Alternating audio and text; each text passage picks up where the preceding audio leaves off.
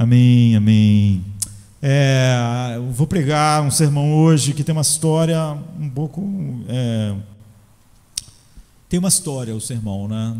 A maioria dos sermões não tem história. O normal era eu pregar hoje sobre o capítulo 9 de Eclesiastes, mas essa semana a gente estava preparando o hino, e o hino é de um texto da Bíblia que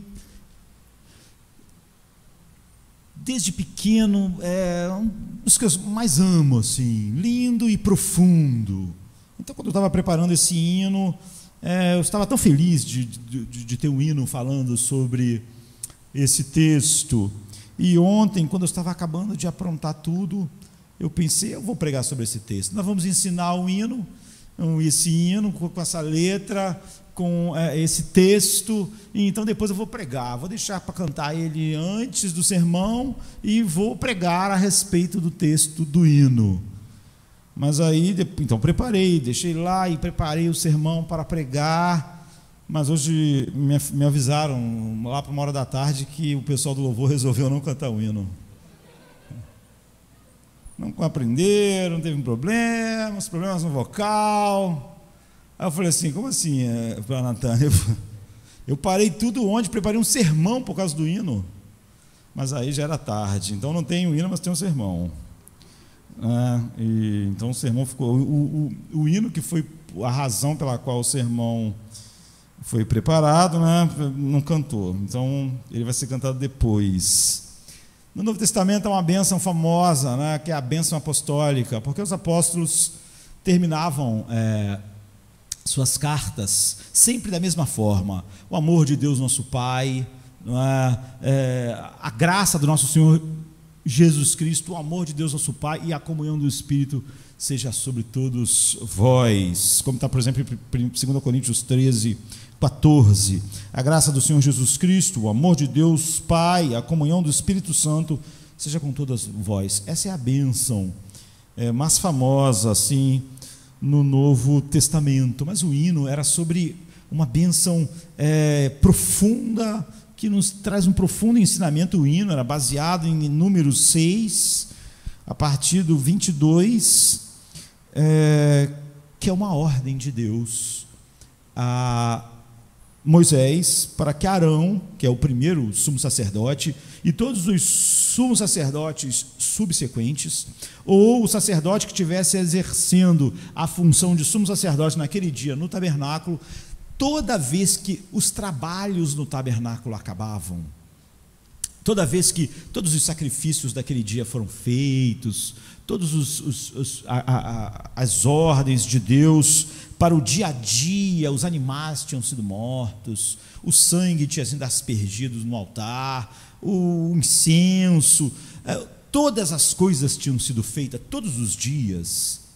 Quando acabasse tudo, quando fosse encerrar o dia no tabernáculo, isso acontecia todo dia, Arão devia acabar com uma bênção que Deus ordenou.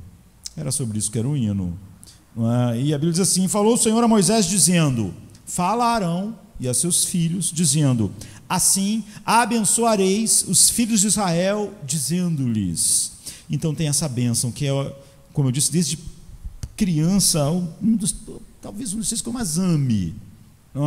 Eu costumo, quando vou dar parabéns às pessoas na internet, já que a internet avisa todo dia que alguém está fazendo aniversário, costumo usar, porque esse texto está sempre comigo, então eu fiquei muito contente do hino falando a respeito dele.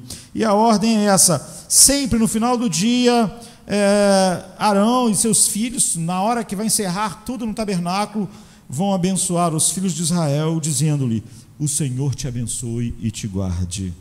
O Senhor faça resplandecer o seu rosto sobre ti e tenha misericórdia de ti.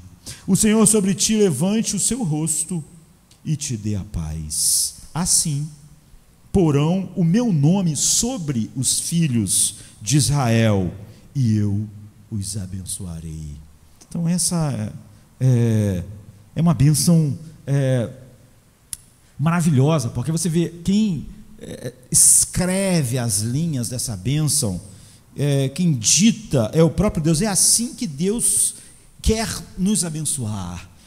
O Senhor te abençoe e te guarde. O Senhor faça resplandecer o seu rosto sobre ti e tenha misericórdia de ti. O Senhor sobre ti levante a sua face e te dê a paz. Então, quem não quer ser abençoado? Muitas vezes as pessoas falam assim: essa pessoa aqui é muito abençoada. Hoje, isso é esquisito. A Bíblia nunca fala sobre alguém, o Novo Testamento, por exemplo, nunca fala com alguém sendo abençoado em termos de dinheiro, em termos de bens. A Bíblia nunca chama pessoas assim abençoadas.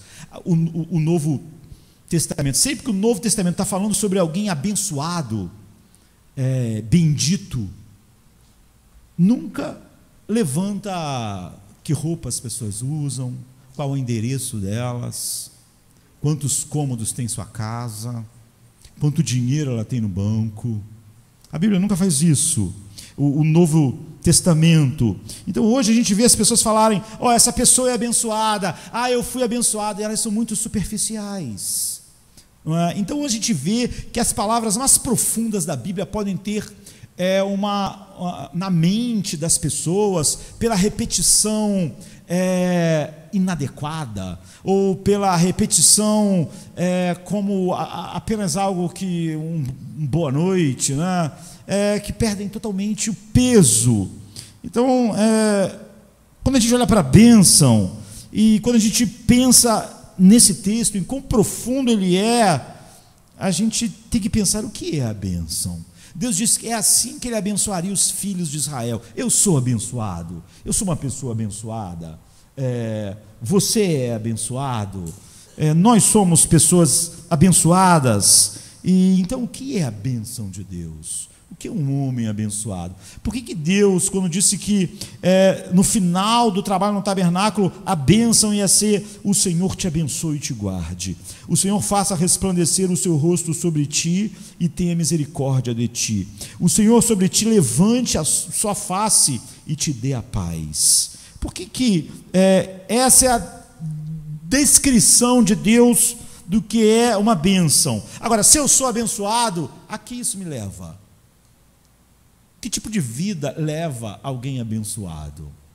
E como isso, se eu sou abençoado, reestrutura completamente a minha vida, que é totalmente diferente do que ela seria e era antes de eu ser uma pessoa abençoada.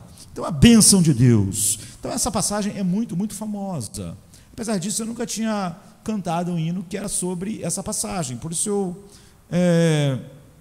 quando eu ouvi o hino, quis cantar, e quando eu estava fazendo o hino sexta e sábado, eu quis falar a respeito. Então é muito famosa, é a chamada bênção arônica, né? A bênção de Arão, porque ele foi o primeiro sumo sacerdote que todo dia, no final do trabalho no tabernáculo, abençoava o povo assim: o Senhor te abençoe e te guarde, o Senhor faça resplandecer o seu rosto sobre ti e tenha misericórdia de ti, o Senhor sobre ti levante o seu rosto e te dê a paz. Então acontecia isso. Imagine, queridos, todos os dias animais eram sacrificados no tabernáculo, tudo aquilo que apontava para Cristo era repetido e repetido durante o dia inteiro. Todas as coisas no tabernáculo apontam para Cristo. Depois que tudo isso era fixado na mente do povo de Deus, então eles recebiam a bênção. E o que era então a bênção? Sobre o que a gente está falando? A Bíblia diz que quando Deus criou o mundo, no capítulo 1 de Gênesis, depois que ele criou a luz e os animais, tudo que ele ia criando, a Bíblia diz: e Deus viu que era bom. Deus viu que era muito bom. A palavra bênção em latim é bene, é bom, a palavra bom sendo declarado, que algo realmente é bom aos olhos de Deus. Então é a boa palavra, não é? E Deus 6 vezes disse: ele viu que era muito bom. O que Deus estava fazendo quando ele criou a luz e viu que era muito bom? O que isso quer dizer? De fato, 2 vezes diz que ele viu que era bom e abençoou, que é só uma maneira mais forte de dizer isso. Então, quando a gente, sempre que Deus olha para algo e diz, bom, Ele está abençoando. E Ele estava dando a sua bênção, quando Ele olhou para algo que Ele viu que era bom. Sempre que Deus vê algo que é bom, algo que expressa aquilo que verdadeiramente é bom, ou seja, Ele mesmo, Ele abençoa. Então, o que Deus estava fazendo quando Ele fez isso? Muitas pessoas pensam que Deus, quando falou isso, é como nós. A gente pinta uma parede, fica lá o dia inteiro no trabalho danado, aí depois a gente acaba de pintar, vai assim para longe, dá uma olhada e diz, ficou bom, gostei. A gente faz um arranjo do instrumento, grava, não ficou muito bom, faz, ficou bom, agora ficou bom. E sim, é assim que a gente faz, a gente faz algo, se distancia um pouco para olhar e a gente diz, bom, ficou bom. Agora, se você é onisciente, não é? Se você não está no tempo, se você é onipotente, você não precisa fazer algo para depois descobrir que é bom, não é? Você sabe que é bom. Deus sabe, tudo que Ele fez era perfeitamente bom desde toda a eternidade. Ele não precisa olhar para a cruz e pensar, olha que coisa, é bom. Ele não precisa, não é? Você faz isso, mas o Deus onisciente, onipotente, Ele não faz uma coisa primeiro para depois olhar e, não é que ficou bom, ficou ótimo. O que significa, então, quando Ele estava declarando isso, é que Ele estava se deleitando naquilo. É que Ele está olhando para algo que o coração dele se deleita, algo que mostra algo da sua perfeição. Então Ele se deleita naquilo que manifesta a sua bondade, sua glória, sua santidade. E então, quando diz que Deus criou a luz e diz que é boa, Ele está se deleitando na luz. Isso revela algo verdadeiro e bom sobre mim, não é? Então, em primeiro lugar, a bênção significa você se deliciar com algo. Você vê, Deus só está abençoando algo ou alguém que Ele se delicia, que Ele se deleita, que Ele sente prazer. Mas não é tudo. Em outro lugar que podemos entrar assim na Bíblia para nos dar uma ideia por trás dessa ideia de bênção, é olhar que no Velho Testamento, por exemplo, era muito comum os pais abençoarem os filhos. Às vezes até os netos, igual Jacó, por exemplo, que na hora de abençoar José, ele vai abençoar Manassés e Efraim, não é? E a gente até sabe que José, como o pai já estava velho, meio cego, José coloca o mais velho na mão direita de Jacó e o mais novo na mão esquerda, porque a bênção ia para o mais velho. Mas a Bíblia diz que Jacó cruzou os braços e botou a mão direita na cabeça do mais novo, e José ficou incomodado e falou, papai, o senhor está errando, pai, está fazendo errado. E Jacó disse, não estou, eu sei que esse é o mais novo, mas Deus mandou dar a bênção para ele. Igual tinha feito com Jacó, né? Que passou por Esaú e disse, eu amei a Jacó e odiei a Esaú. Então a bênção era comum. O pai, quando sentia que estava nos últimos dias, então Abraão chamava o seu filho Isaque, então Jacó reunia toda a família, e você vê, ele deu uma bênção para cada filho. Então era típico nos tempos antigos esse tipo de fazer isso. Ele reunia os filhos ao redor para abençoá-los. E você vai ver isso em vários lugares, igual mencionei Jacó, e ele estaria dizendo para aqueles filhos, eu anseio bem para vocês, agora que eu estou partindo, não é? Eu anseio tua prosperidade. E muitas das vezes, como Jacó, por exemplo, profetizava. Por exemplo, ele falou, quando estava abençoando Judá, que de Judá viria a salvação, não é? Viria Cristo.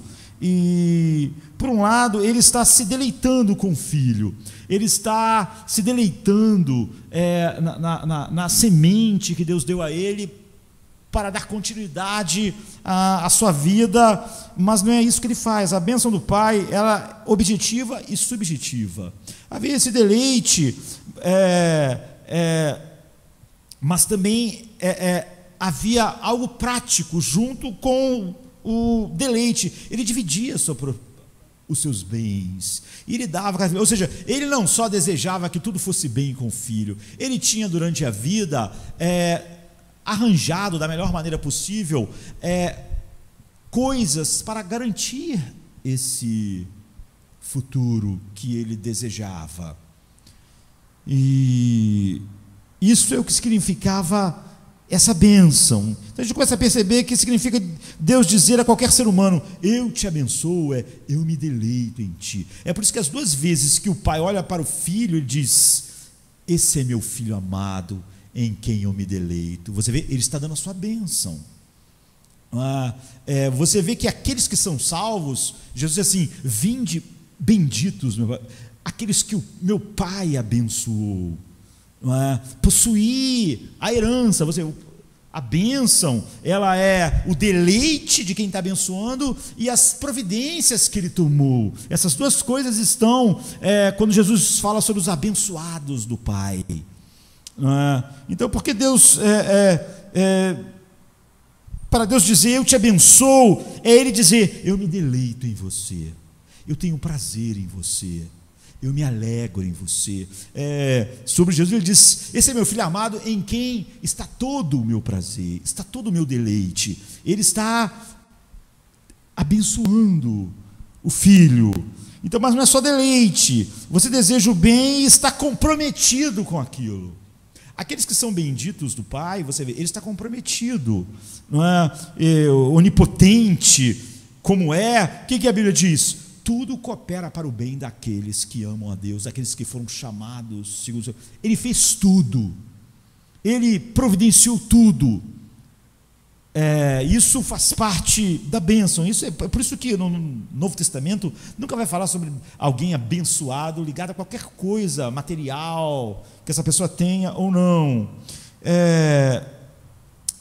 Na bênção, então, ele está dizendo não só eu te desejo uma boa vida, ele está dizendo eu vou garantir para você, eu vou trabalhar para que, eu vou investir para estar garantindo isso na sua vida. Um pai terrestre estava dizendo: eu estou partindo, mas estou deixando aqui, eu não só desejo que isso, mas eu estou deixando essa porção para que isso seja realidade. Mas quando nós pensamos num pai onipotente, como ele está ordenando que os filhos de Israel sejam abençoados, é totalmente maior. Então essa é a razão porque ele diz: o Senhor te abençoe e te guarde. Por quê?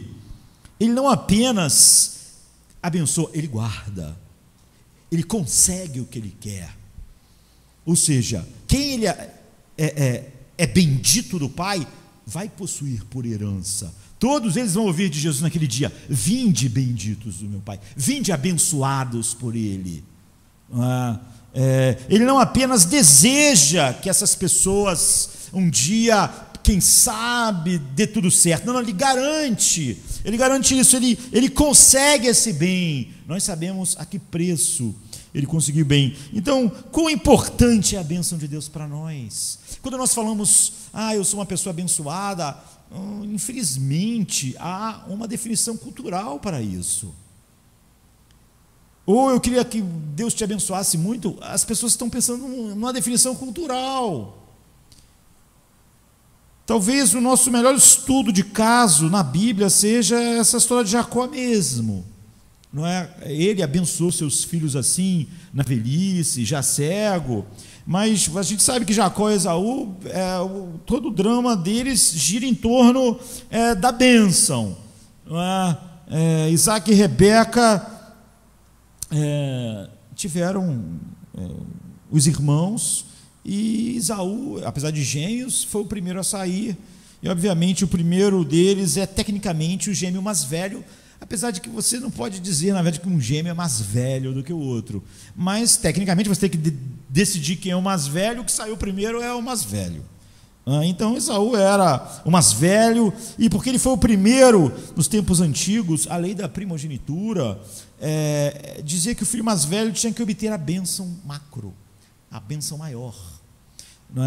Ele devia receber a propriedade, ele devia receber a maior parte de tudo que o pai possuía. Na verdade, ele ia ocupar o lugar do pai na família. A família, o clã, sempre tinha que ter um líder, um chefe. E quando o pai morresse, aquele clã só não ia se dividir em vários pedaços. Por exemplo, Jacó, ele tinha um monte de filhos. Se cada um ficasse com um pedaço, eles iam ficar fracos. Então, eles eram fortes, porque eles tinham Jacó e os seus filhos, e todas as coisas que eles tinham. Então, o mais velho assumiria o lugar do pai e a família continuaria da mesma forma. Todos agora obedeceriam e seguiriam o irmão mais velho como eles seguiam o pai. E como o pai tomava as decisões mais importantes no rumo da família, o irmão mais velho agora tomaria. Então você vê a importância. Ele se tornava o chefe do clã. Então ele tinha a maior bênção do pai no final da vida, e esse era Esaú. Então a gente sabe que Deus enviou uma profecia dizendo para Isaac e Rebeca que Deus escolheu o mais novo para ser essa pessoa, que ele ia trazer a salvação ao mundo, a linhagem de Abraão, a pessoa na qual Deus sentiria o prazer de dizer que ele era o Deus de Abraão, de Isaac, que estava ali no final da vida, e de Jacó. Ele escolheu Jacó, não é? Portanto, Deus disse: eu quero que você abençoe Jacó. Quando você estiver morrendo, você vai abençoar Jacó. E eu quero que você faça de Jacó o cabeça do clã. Na verdade, em Jacó sairá o cabeça do universo inteiro. Toda a salvação do universo. Eu disse que em Abraão seriam abençoadas todas as famílias da terra. Então vai ser em Jacó, vai ser através de Jacó, em Cristo. Então eu quero que você dê a Jacó a maior bênção da primogenitura. Mas Isaac, desde criança, colocou o seu coração no seu filho mais velho, Esaú. Ele amava, adorava Esaú, e ele ignorou a profecia. Nós tendemos a querer fazer escolhas baseadas em qualquer tipo de sentimento e tal, e queremos de alguma maneira, através da oração ou através da negligência, fazer com que Deus de alguma maneira abrace aquilo que nós escolhemos. Então Jacó cresceu irritado, carente, não é? E nunca sentiu um afeto profundo do seu pai. Você vê que essa, na verdade, é um problema nessa família, não é? Já que depois de Jacó vai acontecer a mesma coisa. Ele vai colocar o seu afeto em José e Benjamim, e um monte de problemas vai acontecer. Então, quando Isaac estava muito velho e cego, e chegou a hora de dar a bênção, ele percebeu que não tinha mais muito tempo de vida. Jacó, com a ajuda da sua mãe Rebeca, vestiu lá, botou umas coisas lá, porque o outro irmão era peludo, né? E botou umas peles, e Isaac deu a Jacó a bênção verbal que devia ser dado ao primogênito. Agora você vê, Jacó não era bobo, pelo contrário, você vê que Jacó o tempo todo é muito esperto, né? E ele não estava sob a ilusão de que tudo aquilo podia dar certo. É óbvio que o pai dele descobriria. O irmão dele tinha saído para caçar, para trazer a caça para o pai abençoar ele. É óbvio que aquilo ali não ia durar nem horas. Não tinha como essa ideia aqui dar certo, porque nós não estamos falando sobre mágica. Você vê, você abençoava o mais velho e dava a ele a herança, e dava a ele a chefia do clã. Não era algo que você pudesse fazer e daqui a meia hora descobrir que não estava certo e as coisas continuaram. Então ele sabia que Isaac ia descobrir e Esaú ia descobrir. Então, por que Jacó fez isso? A resposta é que Jacó estava tão vazio por dentro, tão necessitado da bênção do seu pai dizer: eu tenho prazer em você, eu me deleito em você, eu providenciei tudo para o seu destino, que ele queria ouvir isso do pai mesmo sobre falsos pretextos. Seu pai estava morrendo, e na verdade o pai dele morreu. Na verdade é engraçada essa história, né? Porque na verdade todo mundo está enganado aqui. Isaac demorou a morrer pra caramba, Jacó vai embora, demora um tempão, quando volta Isaac ainda está vivo, não é? Era só um falso alarme, aquele negócio de que ele ia morrer, né? Jacó não vai ver sua mãe, mas vai ver seu pai ainda. Então ele queria ouvir isso, Jacó dizer: em ti eu me deleito, igual o Deus Pai diz quando vê Jesus 2 vezes nas páginas da Bíblia: esse é meu filho amado, em quem está todo o meu prazer. Então ele queria ouvir isso. Tudo que eu tenho é seu, tudo que eu tenho é para garantir que você vá bem, né? Bênção é a boa palavra. Ele queria ouvir isso, mesmo sabendo que não era verdade. Ele só queria ouvir uma vez na vida. Na verdade, todos nós queremos. Na verdade, ninguém que não ouvir no fim: vinde benditos do meu Pai, vai estar não menos que no inferno. Todo mundo quer ouvir isso. Então é claro que Isaac descobriu isso quase que imediatamente e ficou horrorizado, e Esaú descobriu também logo imediatamente, como eu disse, não é? É óbvio que ia descobrir, e o seu irmão queria matar então Jacó, porque Jacó fez isso. Seu pai ficou horrorizado e Esaú queria matar, e Jacó teve que fugir. Então ele não teve nada, você vê, ele não teve a herança, ele não teve nada disso. Aquilo durou um pouco tempo, e a vida de Jacó, que ele já não estava muito satisfeito com ela, explodiu tudo porque ele queria desesperadamente a bênção, ouvir do pai dele aquelas palavras. E porque essa história ressoa como a minha história, como a tua história? Por que é tão incrível quando Deus diz: olha, assim vocês abençoarão Israel todos os dias, e assim eu porei o meu nome sobre eles. A ideia é que nós queremos desesperadamente alguém fora de nós que seja grande, não é qualquer um. Jacó não podia ir para o vizinho e falar: pô, me abençoa, não podia. Tem que ser alguém grande, tinha que ser Isaac. Não é? Todos nós queremos desesperadamente que alguém de fora, alguém de valor único, alguém grande, para nos dizer que nós temos valor único. Nós precisamos disso, nós precisamos de alguém que nos abençoe. Nós precisamos desesperadamente da bênção. Israel precisava, Jacó precisava. Você não pode se abençoar. Essa é uma das grandes falácias do humanismo secular e de toda a ideia da autoajuda e todas essas bobagens que a gente ouve. É que você pode se abençoar. Você pode dizer para você: você é grande, você é maravilhoso, você é uma pessoa incrível, sabe? Fale coisas boas para você. Você não pode se abençoar. Só Deus é bendito em si mesmo. Nós precisamos que alguém fora de nós, maior do que nós, diga essas coisas. Se autoelogiar não funciona, não é? Só Deus é bendito em si mesmo. Isso cria um problema. Nós somos seres sociais porque Deus nos fez assim. Portanto, não podemos simplesmente nos abençoar e ficar o tempo todo dizendo: olha, eu não me importo com o que as pessoas pensam. O propósito, a proposta da nossa cultura contemporânea vai na contramão. É por isso que as pessoas são cada vez menos, há mais escuridão, há mais desespero, não é? Porque a nossa cultura diz: olha, você não deve tirar sua autoimagem do que qualquer outra pessoa diz, porque senão essa pessoa vai estar sobre o controle.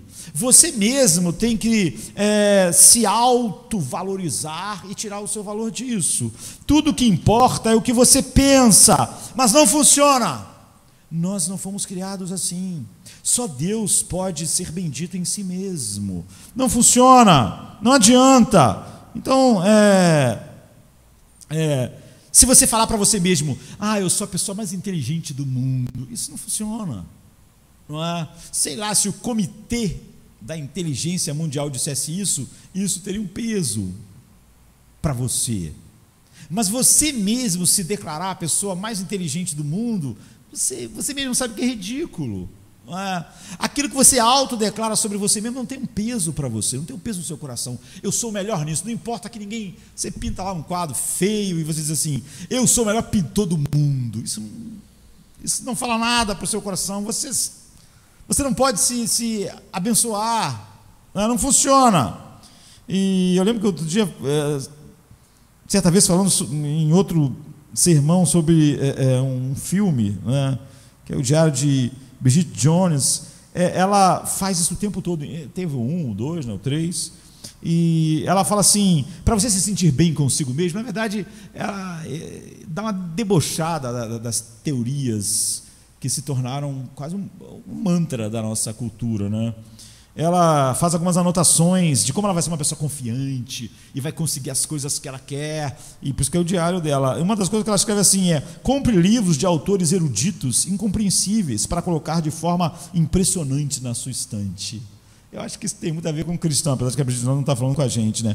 As pessoas, elas sentem muito mais alegria nos nossos dias de comprar livros de autores, sei lá, né, grandes teólogos, mostrar na internet do que ler eles. Elas até dizem, não, eu não li a maioria, mas eu não consigo, eu tenho que comprar mais, para tirar foto, né, para mostrar. Ela já dizia isso, a Bridget Jones: compre livros de autores eruditos incompreensíveis para colocar de forma impressionante na estante. Você precisa ler, só botar lá. A segunda coisa, desenvolva a confiança interior e autoridade, senso de personalidade como uma mulher completa sem precisar de um namorado. Que você seja autossuficiente sem precisar de romance, de um namorado. Aí ela escreve depois: porque assim a gente consegue namorado. Por quê? Porque o único jeito de você se tornar interessante é você mostrar que você é independente, que você... Então você vê o ponto, você não pode agir como se você precisasse de namorado, senão você vai atrapalhar.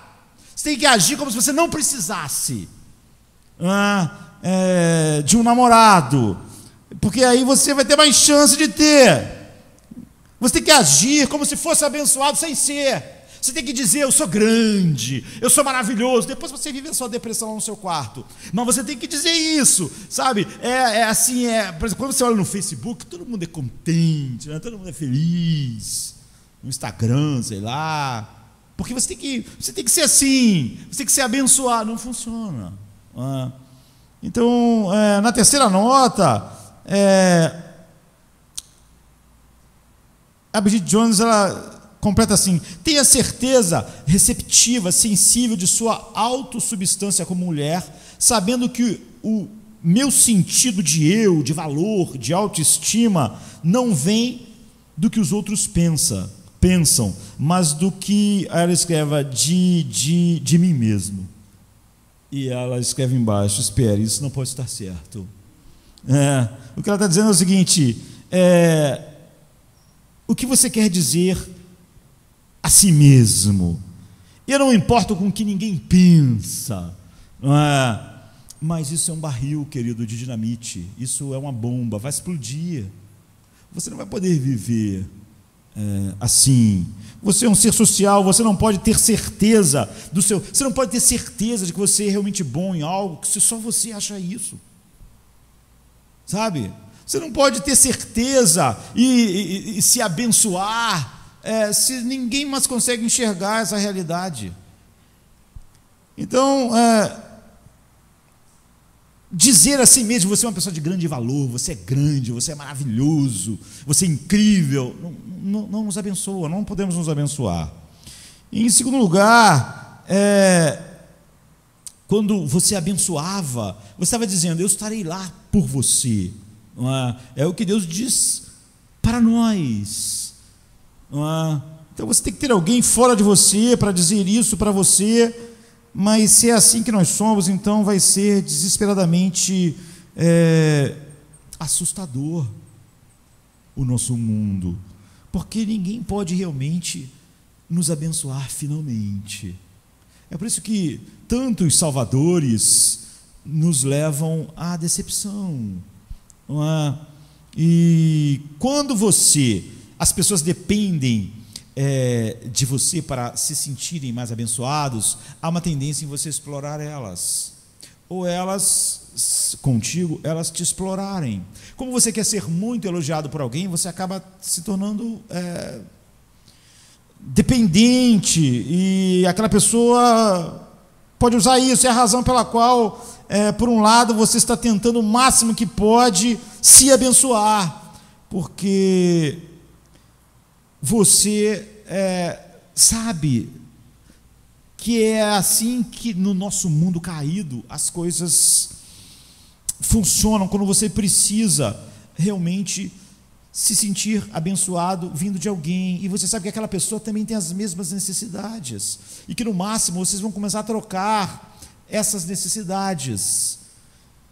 Portanto, você também sabe que você não pode se abençoar de alguma forma, e ninguém mais pode te dizer algo que realmente aquela pessoa seja grande, bendita em si mesma, e que possa então te abençoar. Então você age como se você fosse abençoado por dentro, quando na verdade você não é. E a nossa cultura manda você agir assim. É óbvio que quando eu ajo como se fosse abençoado sem ser, isso causa mais internamente, mais escuridão. Porque eu tenho que fingir que sou abençoado, fingir que sou bendito. E começo a agir para receber a aprovação das outras pessoas.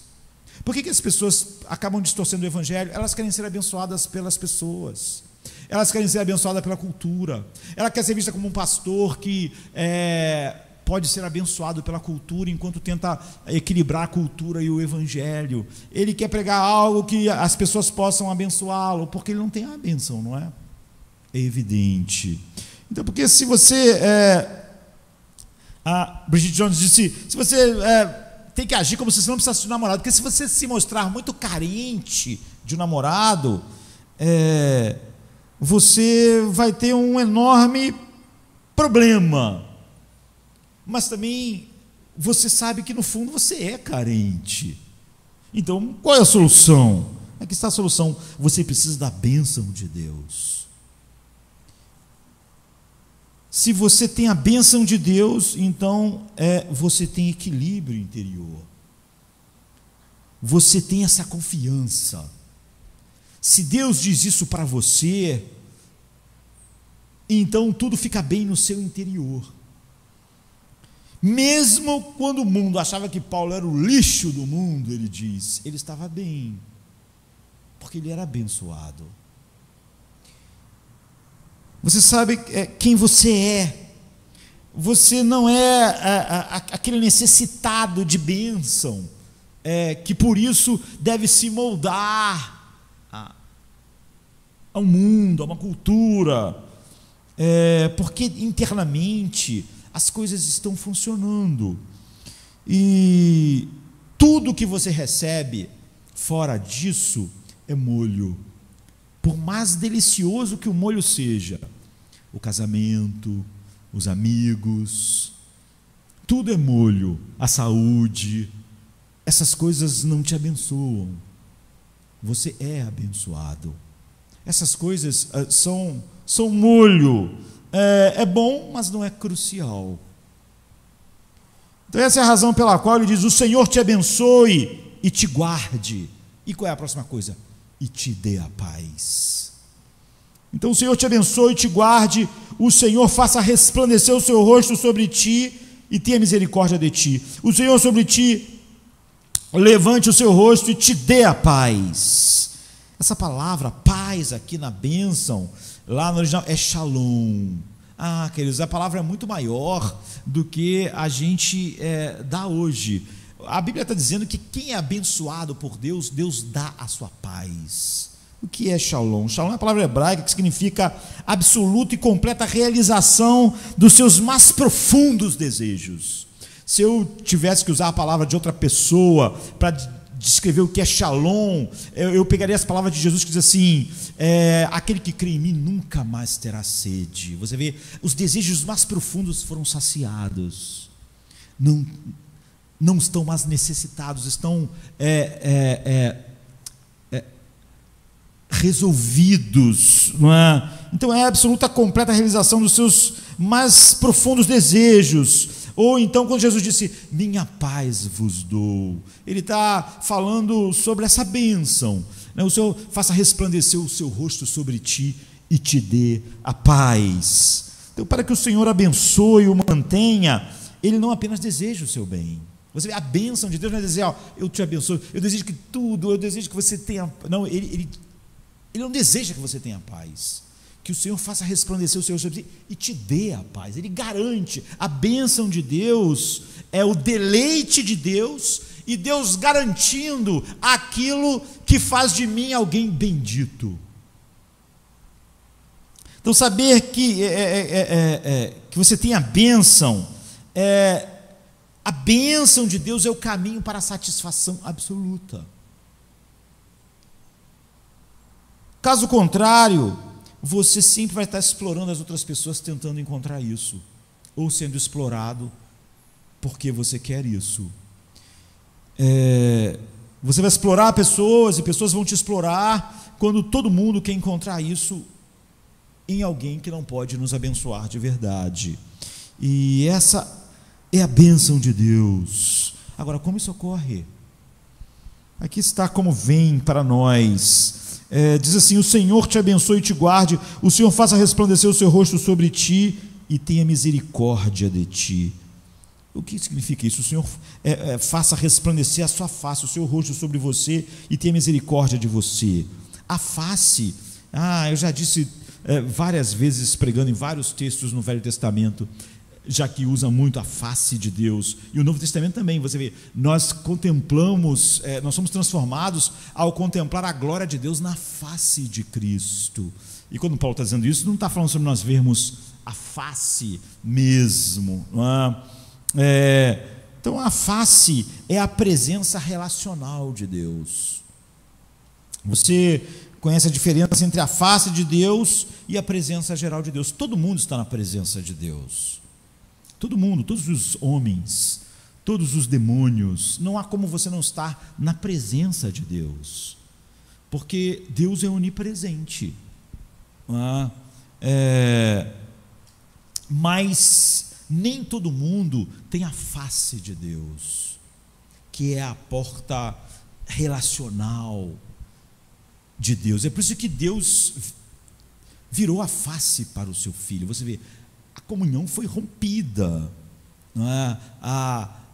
Jesus não tinha a face do Pai.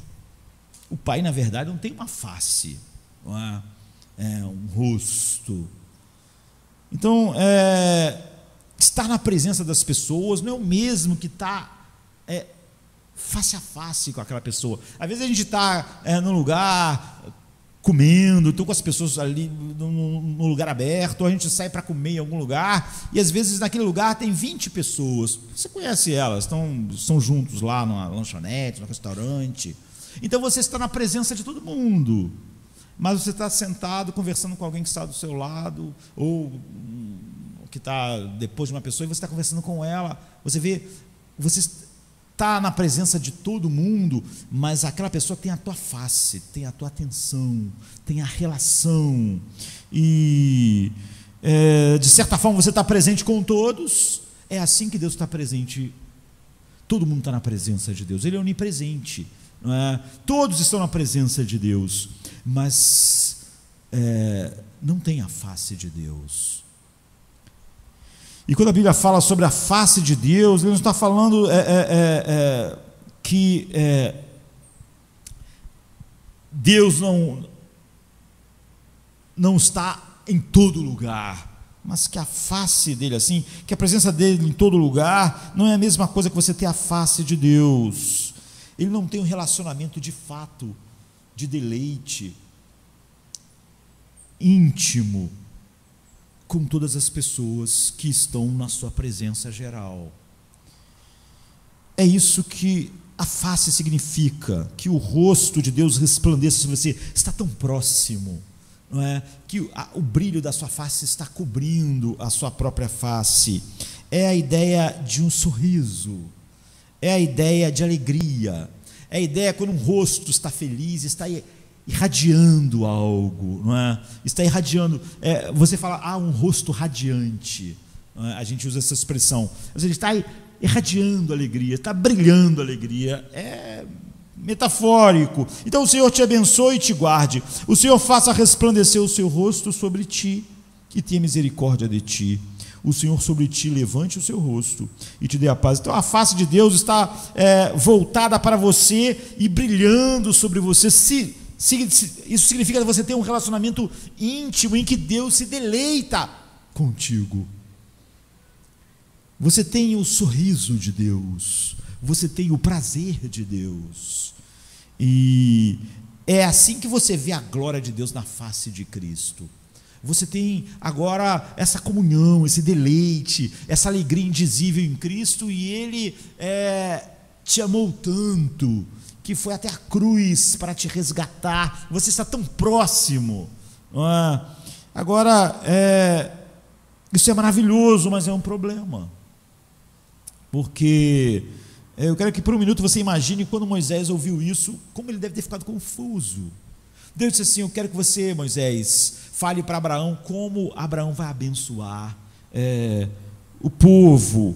Toda vez que eles se reunirem, né, todo dia havia os trabalhos no tabernáculo, você vai dizer: o Senhor te abençoe e te guarde, o Senhor faça brilhar a sua face sobre você.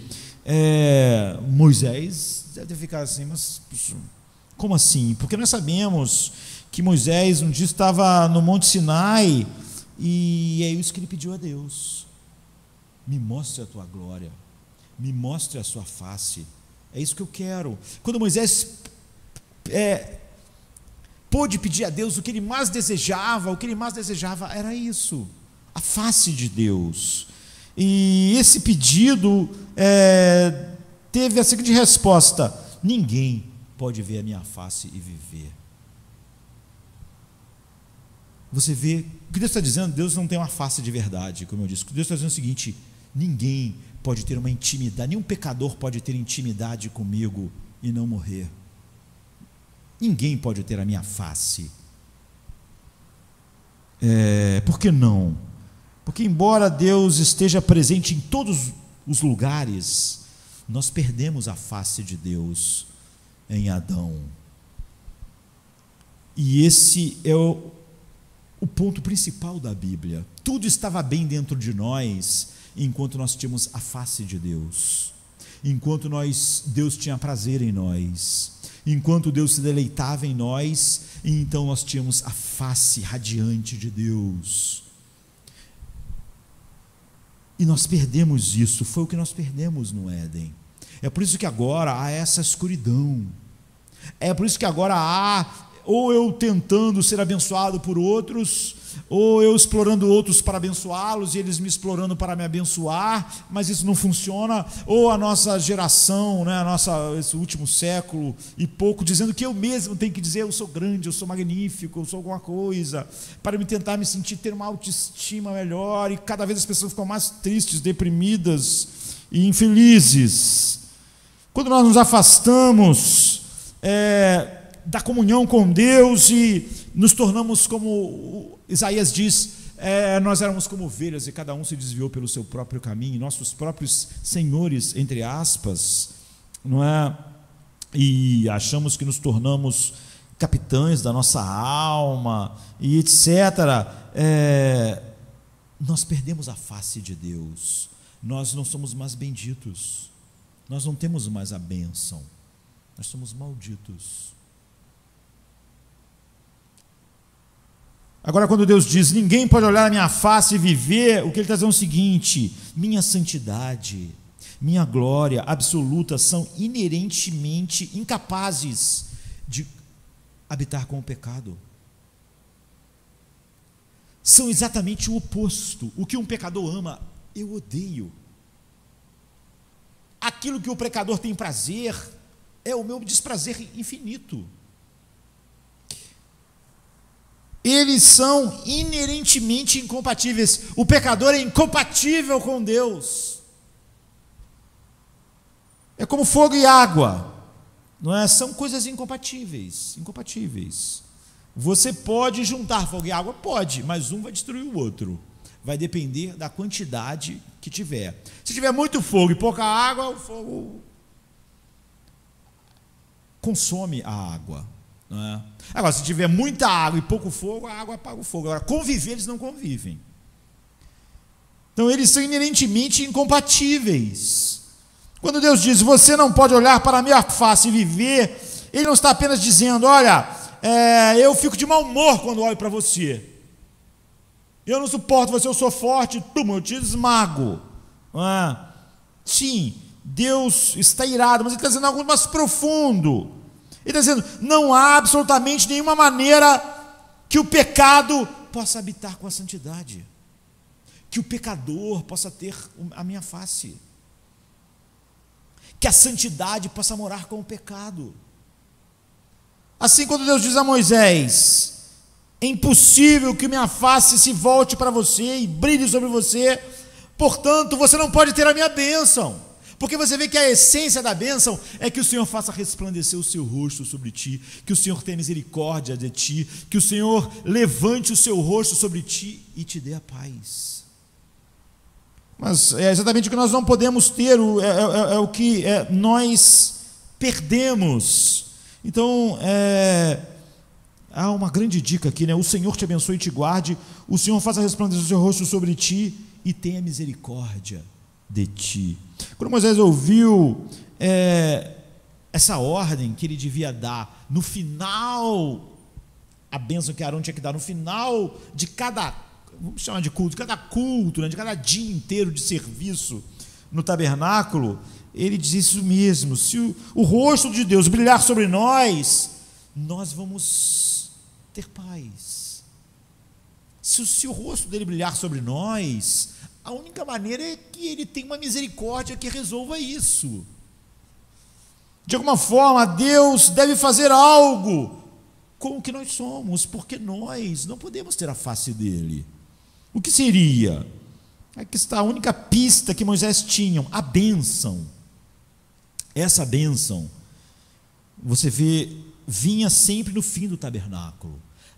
Onde os animais tinham sido mortos, o sangue tinha sido derramado, o incenso tinha subido ao céu, depois que tudo que apontava para Cristo tinha sido feito, só no finzinho, depois das ofertas, dos sacrifícios, da expiação, o sacrifício de sangue pelo pecado, depois do holocausto, que era totalmente consumido, você vê, Deus estava dando a dica a eles, como só no fim de uma obra assim e perfeita, alguém poderia ser abençoado, que a misericórdia de Deus ia prover aquilo para o qual aquelas coisas eram só figuras, para que realmente as pessoas tivessem a face dele, para que ele pudesse olhar para um homem e dizer, eu me deleito em você, eu tenho prazer em você, você é minha alegria, eu garanto o seu futuro, você é bendito. Então o que era? Moisés não sabia direito, eles não sabiam, ninguém no Antigo Testamento entendia exatamente o que Deus ia fazer, não é? Mas nós, por exemplo, conhecemos Hebreus 10, que diz assim, a partir do 10, na qual vontade temos sido santificados pela ablação do corpo de Jesus Cristo, feito uma única vez. E assim todo o sacerdote aparece cada dia ministrando e oferecendo muitas vezes os mesmos sacrifícios, que era o que Arão fazia, e no final tinha a bênção, que nunca podem tirar pecados. Mas este, havendo oferecido para sempre um único sacrifício pelos pecados, está agora assentado à destra de Deus. Era sobre isso que Deus estava falando. Um sacerdote ofereceu o sacrifício supremo, ofereceu o sacrifício aceitável. Por isso nós lemos em João 1,14 que diz, Jesus tabernaculou entre nós e nós vimos. Aqui a tradução, não é, mais comum o verbo virou gente e habitou entre nós, mas não é o que está lá. No original está virou gente e tabernaculou entre nós. Traz para nós a ideia do tabernáculo, e nós vimos a sua glória. Em 2 Coríntios 4:6, Paulo diz: porque Deus fez resplandecer a sua luz em nossos corações, para nos dar a luz do conhecimento da glória de Deus na face de Cristo. Agora, como isso é possível? Não foram apenas alguns sacrifícios de animais, foi o sacrifício de Cristo, e era para isso que o tabernáculo todo apontava, e no final do dia, depois que os animais tinham sido mortos, os sacrifícios feitos, Moisés entendia: só a misericórdia de Deus um dia vai poder prover algo que nos dê a sua face, nos faça benditos. Então a resposta, na verdade, curiosamente incorporada na história com a qual nós começamos de uma maneira estranha, porque Jacó, quando Rebeca teve a ideia de enganar Isaac, Jacó falou assim: mãe, isso não vai dar certo, mãe, papai vai descobrir. Sabe que eu tenho medo? Sabe qual é o meu medo, mãe? É que em vez de ser abençoado, papai me amaldiçoe. É bem capaz de no final o papai falar assim: maldito, e aí vai ser pior ainda, minha vida já é assim, eu não recebo a bênção, mas também não sou amaldiçoado pelo papai, e se papai me amaldiçoar? E Rebeca respondeu para Jacó assim: se ele te amaldiçoar, que a maldição dele caia sobre mim. Foi assim que Rebeca incentivou Jacó a ir em frente. Não fica preocupado, filho, se ele te amaldiçoar, é possível, então eu peço que a maldição caia sobre mim. Isso foi só alguém imprudente, né? Alguém que em sua imprudência e não medindo o peso enorme das palavras, usou.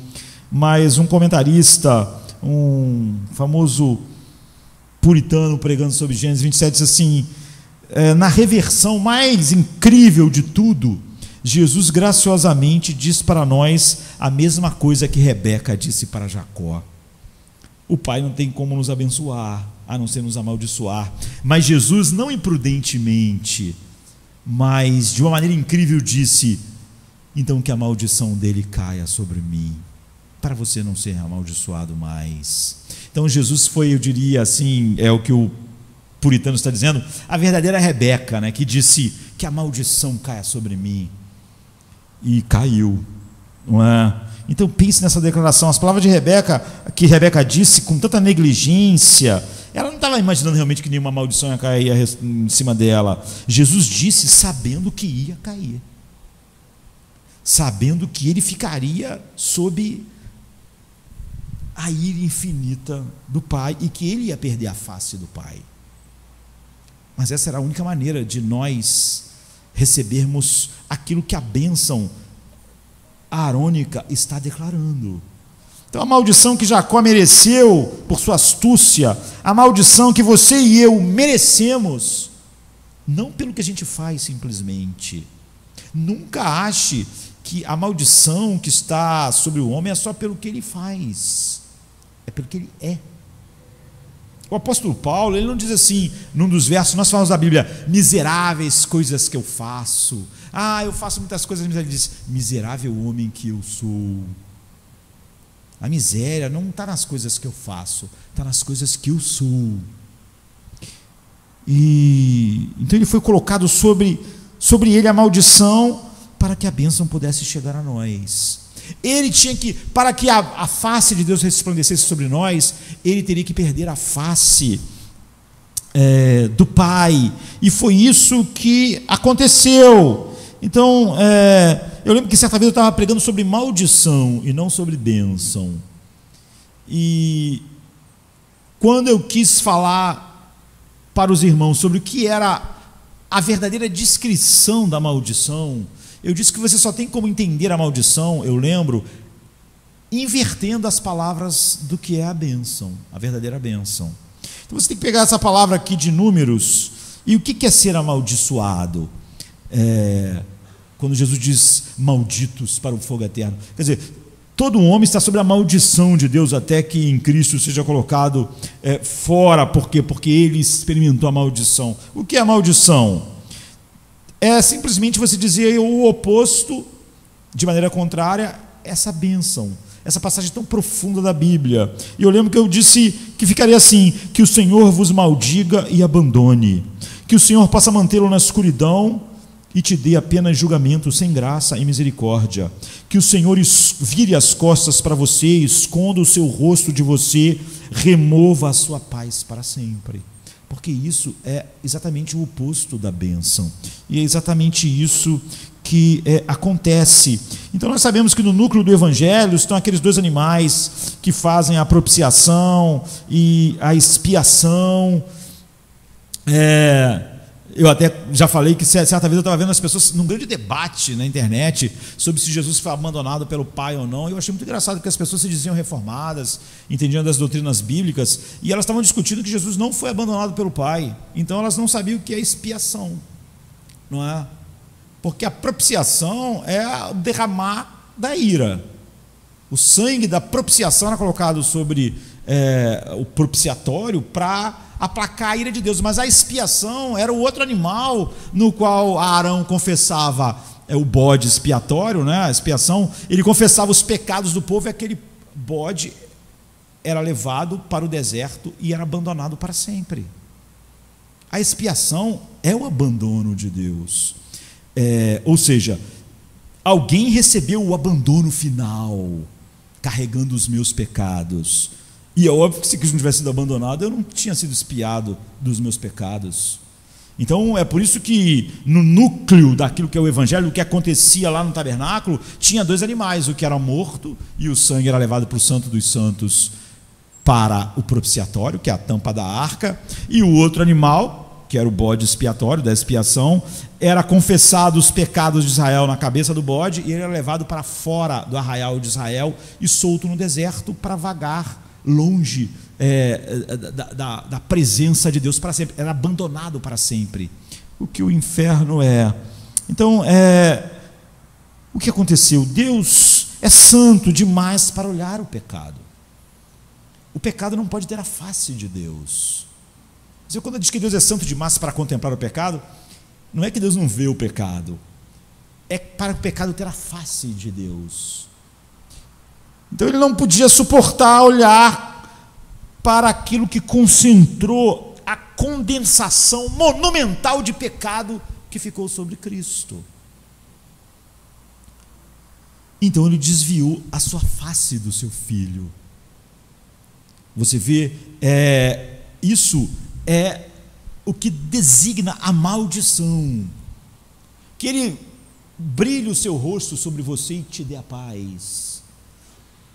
A maldição é exatamente o oposto, que ele retire o seu rosto de você e você só tenha tormentos. O oposto da paz, da satisfação interna infinita que Deus é para o coração. Então, a luz da bênção de Deus foi desligada para Cristo, sabe? Você é meu filho amado, em quem tem todo o meu prazer, você é meu deleite, você tem a minha face eternamente, você é o centro de todo o meu prazer e deleite. Então, isso foi desligado. E em seu lugar, ele recebeu a completa medida da maldição divina que estava sobre Josemar, sobre você e sobre todos aqueles que ele deu ao seu filho. Então o Senhor te abençoe e te guarde, o Senhor faça resplandecer o seu rosto sobre você e tenha misericórdia de ti, e o Senhor sobre ti levante o seu rosto e te dê a paz. Ou, como eu disse, a maldição suprema: que o Senhor vos maldiga e abandone, que o Senhor possa mantê-los na escuridão e dar-lhe apenas julgamento sem graça e sem misericórdia, que o Senhor vire as costas para você e remova a sua paz para sempre. Essa é a maldição, o contrário da bênção. Então Deus acrescenta a essas perturbações detalhes astronômicos na cruz. O sol, não é? A luz se apagou, era o universo inteiro, era o mundo dizendo como Jesus estava em trevas. Quando a luz do seu rosto se virou, então nem o sol podia brilhar sobre o Calvário. Tendo a plena medida da maldição sobre ele, Jesus, sentindo tudo aquilo que é o oposto do deleite, do gozo infinito, da paz, que é ter a face de Deus, ele gritou, Eloi, Eloi, lama sabachthani, meu Deus, por que me abandonaste? Ele estava no inferno, ele estava debaixo da maldição final, ele não tinha mais o rosto do seu pai. Nada pode ser mais profundo do que esse momento, não é? Porque ele teve a face do seu pai eternamente, a não ser naquele instante em que aqueles pecados que às vezes eu e você gostamos de justificar, quando colocado sobre Cristo, recebeu ira infinita. Nós, se realmente sabemos que fomos perdoados em Cristo, o amor de Cristo nos constrange, queridos. Nós não justificamos nenhum pecado em nossas vidas. Nós não encontramos uma explicação no mundo para qualquer coisa em nós que seja pecado. Nós queremos mortificar todo pecado, se é que ele foi cancelado pelo sacrifício de Cristo. Então, nós vimos o que é a bênção, vimos o que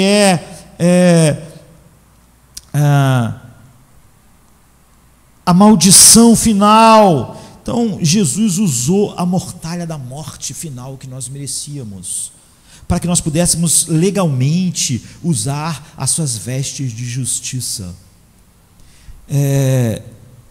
O nosso irmão mais velho nos deu as suas vestes.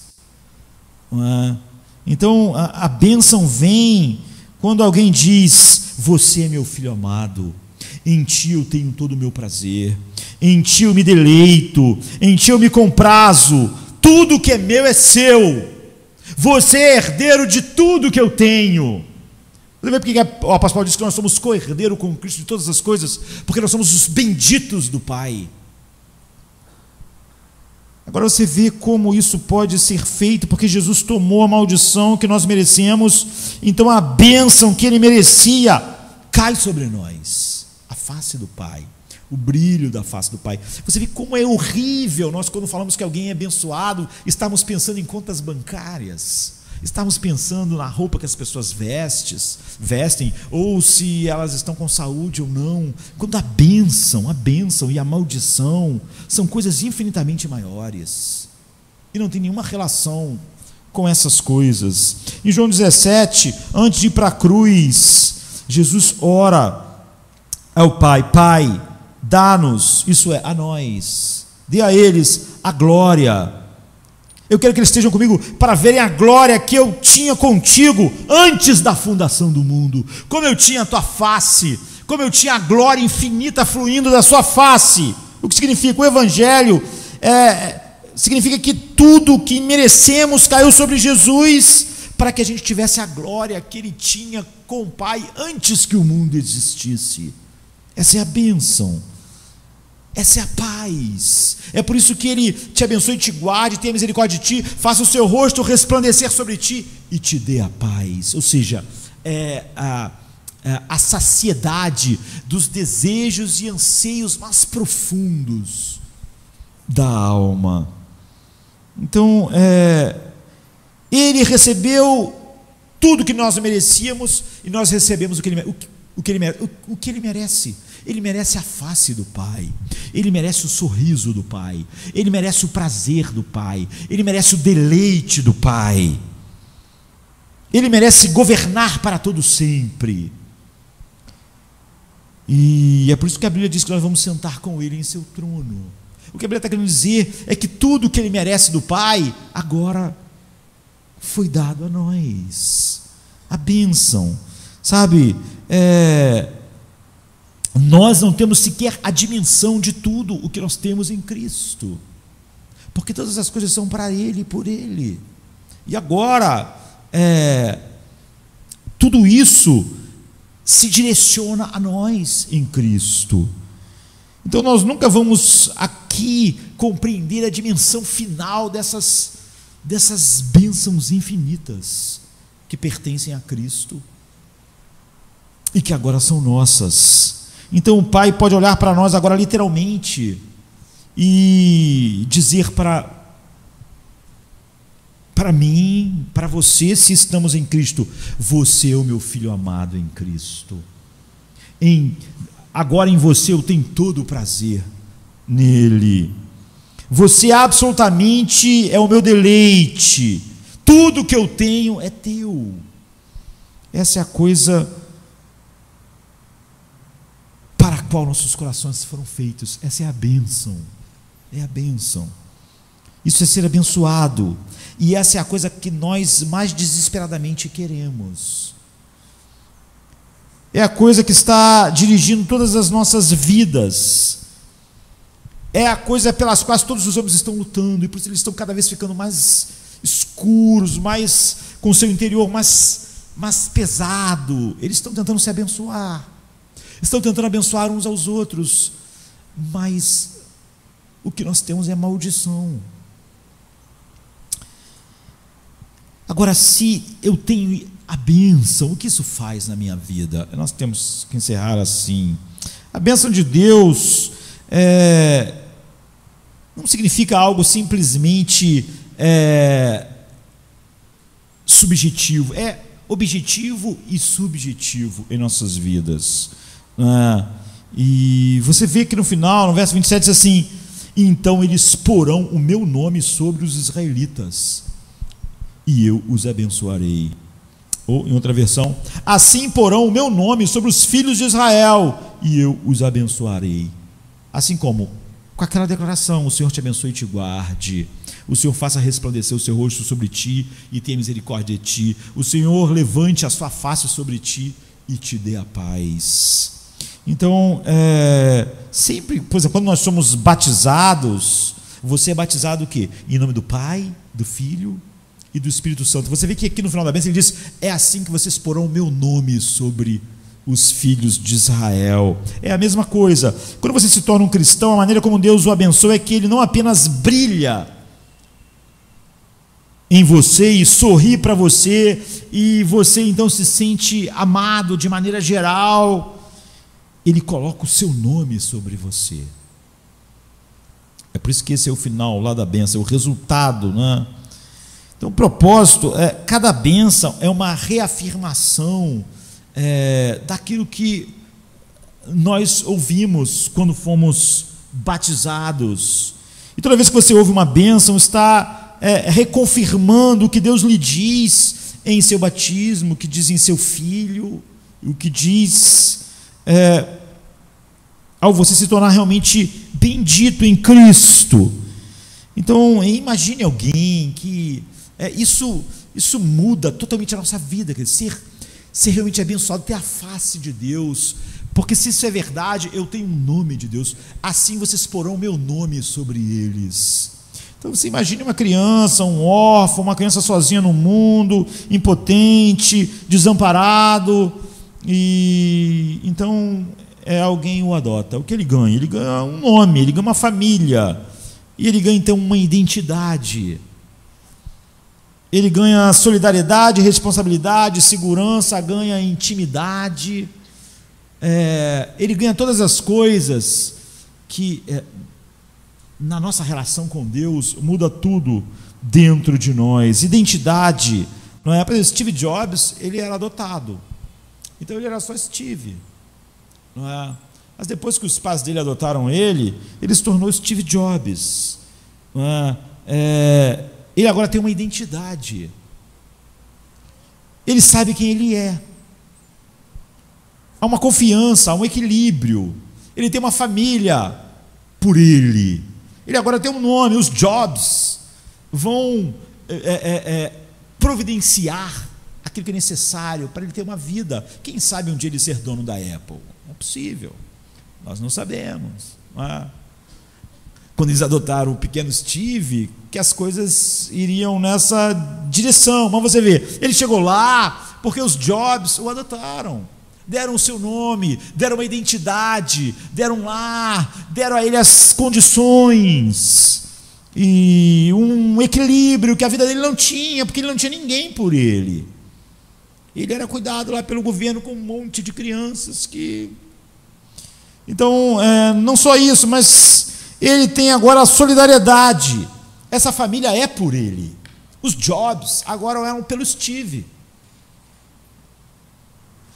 E ele não está mais sozinho. E ele tem agora, quando tem problemas, ele tem apoio. Quando tem necessidades, os Jobs, dentro das suas possibilidades, suprem.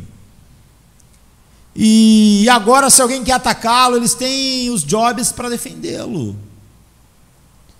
Ele tem alguém que vai estar lá por ele, vai estar por ele na escola, no primário, vai estar por ele à medida que ele cresce, vai estar lá por ele. E ele também, com isso, recebe uma responsabilidade, porque agora ele é um Jobs. O que ele faz, surja ou não o nome da família. Significa que você representa a família, a sua família para o mundo. É isso que Paulo diz quando diz, tem um andar digno do Evangelho. Você não disse que o nome de Deus está sobre você? Então, está lá no trabalho. O nome de Deus está sobre você no seu casamento.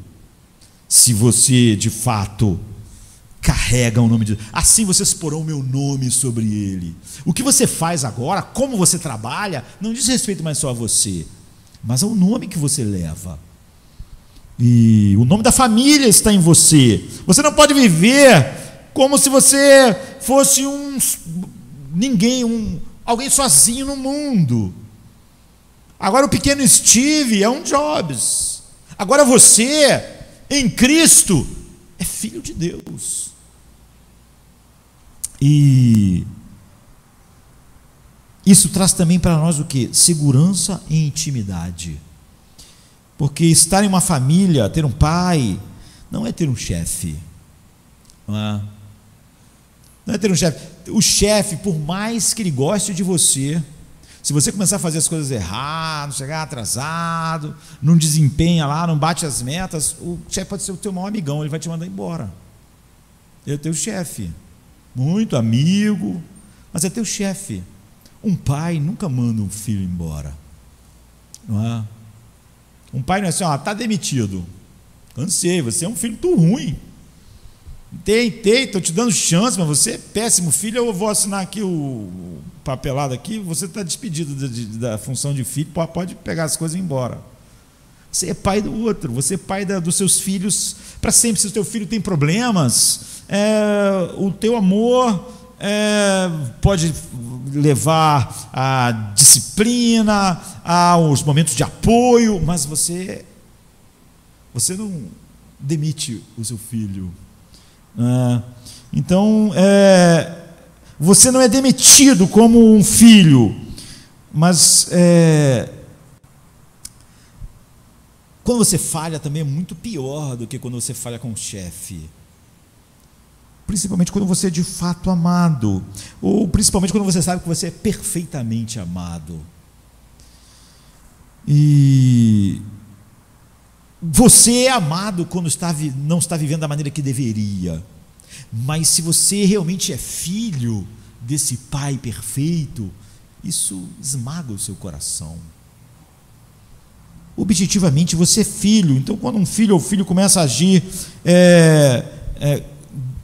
de uma maneira errada, você não demite o filho, você vai amá-lo disciplinando, vai amá-lo dependendo da situação, apoiando, mas o seu amor vai se manifestar com disciplina, apoio, enfim, mas vai se manifestar. Assim são os filhos de Deus. Tudo isso é parte da bênção. Por exemplo, num filho de Deus, sua disciplina é parte da nossa bênção. Ele diz: se eu não disciplino alguém, esse alguém é bastardo. É o que ele diz em Hebreus, não é meu filho. Meus filhos eu disciplino. Por quê? Porque ele me ama, porque ele está comprometido. Porque a disciplina na minha vida é parte da bênção de Deus. Isso muda o nosso relacionamento com Deus, é claro, por causa da segurança e da intimidade. E no final, então, do serviço no tabernáculo, Eles ouviam a bênção e eles tinham uma expectativa: Deus vai ter misericórdia de nós, para um dia a face dele brilhar sobre nós assim, ele vai ter que fazer alguma coisa. Nós matamos esses animais, nós colocamos o incenso, mas nós não entendemos direito. Nós vamos confiar que ele mesmo está dizendo que vai nos abençoar assim, que vai ter misericórdia de nós, voltar seu rosto sobre nós, brilhar sua face sobre nós, nos dando a paz. E cada culto nós estamos celebrando, queridos, que nós somos muito abençoados. A Bíblia, quando fala sobre os homens benditos assim de Deus, em Hebreus diz: muitos moraram em cavernas, foram desprezados. Mas como eram benditos? Nunca use a palavra bênção nos termos do mundo. Deus quer que nós tenhamos uma visão profunda do que é ser bendito de Deus, abençoado por Deus, o que isso custou, como ter a face dele foi ao custo do teu filho perder a sua face, de o rosto dele brilhar sobre mim e me dar paz, porque o seu filho perdeu a face e a paz do gozo da comunhão com o seu pai, para que nós tivéssemos isso todo dia. Isso deve encher nossos corações. Nós somos tão abençoados. É por isso que o salmista diz: grandes coisas fez o Senhor por nós, e por isso nós estamos alegres. É tão grande o que Deus fez por nós, que todas as outras coisas são pequenas. Spurgeon falou uma vez sobre sua vida de oração, quando ele estava sempre meditando sobre a cruz. Ele diz assim: alguns de nós sabemos como é ser feliz demais para viver. Apesar de algumas pessoas falarem serem infelizes demais, e querem morrer, ele diz assim: alguns de nós sabemos como é ser feliz demais para viver. O amor de Deus tem sido tão poderosamente experimentado por nós, em algumas ocasiões, que quase eu tive que pedir a Deus para parar o deleite, pois não poderia mais suportar. Se Deus não tivesse retido a percepção de seu amor e glória um pouco, teríamos morrido de tanta alegria. Isso é a bênção. É a bênção de Deus. Nós sabemos algo a respeito disso. Nós sabemos algo sobre a bênção de Deus, sobre o rosto de Deus brilhar sobre nós, sobre Deus ter misericórdia de nós. Nós conhecemos algo sobre o que é Deus dar, brilhar a sua face sobre nós e nos dar a paz. Isso é ser abençoado. Você vê, você pode botar um Lázaro bendito na porta de um homem muito rico, maldito. É por isso que Paulo diz assim: todos aqueles que não amam Jesus sejam anátemas, ou seja, malditos. Ele quer que você, os seus filhos, experimente a radiância da sua face, do seu deleite. É por isso que a Bíblia diz: o amor de Deus foi derramado em nossos corações pelo Espírito Santo que nos foi dado. Tu viu onde foi derramado o amor de Deus? Em nossos corações, ou seja, na sede profunda das nossas afeições, nossos desejos, nossa vontade. O Senhor te abençoe e te guarde, o Senhor faça resplandecer o seu rosto sobre ti e tenha misericórdia de ti. Se você tiver a bênção de Deus, você tem tudo, não é? Você tem o céu que já começou dentro de você, e você vai sempre e sempre se deleitar e querer mais e mais da face dele. É impossível ter a face dele e achar que realmente outra coisa sem ser a face dele possa ser realmente uma bênção. Mesmo para Jesus, perder a face do Pai é o inferno. E quando Jesus disser: Vinde, benditos, abençoados do meu Pai. Vinde aqueles que a luz do rosto do meu Pai está sobre você, que garantiu para sempre, deu a paz a vocês e colocou o seu nome sobre vocês. Agora, qual é o oposto disso? É a maldição. É nunca ter a luz de Deus, é estar sempre na escuridão da ausência da sua face. No inferno, a presença de Deus está, mas a face dele nunca. Não há a luz da sua face, não há paz, não há nada. Então, se nós não cantamos o hino hoje, não é? Que nós fiquemos com isso que é o coração do Evangelho. E falou o Senhor a Moisés dizendo: fala a Arão e a seus filhos dizendo: assim abençoareis os filhos de Israel, dizendo-lhes: o Senhor te abençoe e te guarde, o Senhor faça resplandecer o seu rosto sobre ti e tenha misericórdia de ti, o Senhor sobre ti levante o seu rosto e te dê a paz. Vamos ficar de pé, vamos orar.